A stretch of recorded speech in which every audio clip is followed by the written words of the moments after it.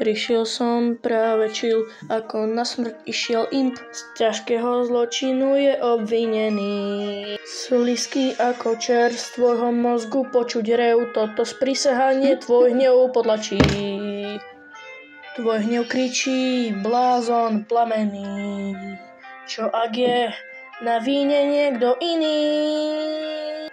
A kto sa pýtate?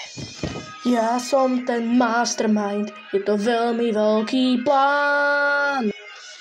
Nejaký darebák chce zneužiť silu grimoára. Chce zneužiť jeho silu, aby prepustil svojho pána.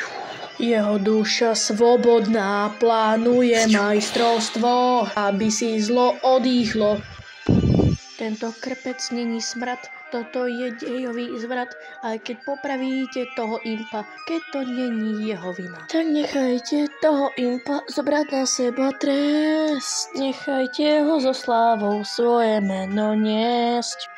Prečo je toho o moc viac, než ja dokážem zniesť, by si peklo uvedomilo. Serem to! Ja som ten mastermind. Ten, kto musí tiehu niesť. Nikto už nechce čeliť tejto katastrofe. Au, to štípe! Myslel si, že máš tvorcu plánov. Nebol to on. Priznávam sa, bol som to ja. Nikdy som to neľutoval, ale ľutoval som. Tu končí moja svoboda za tohto idiota. Čo si to vyviedol? Radšej by som mŕtvý bol. Nedožijem sa roku bez teba po boku. Čo tu robíš, to si nezaslúžim. Ja som ten mastermind, tvorca osudu svojho. Viem, že je neskoro. Nedávaj môj život za tvoj vonkajšok. Si svetlo moje. Si moje srdce.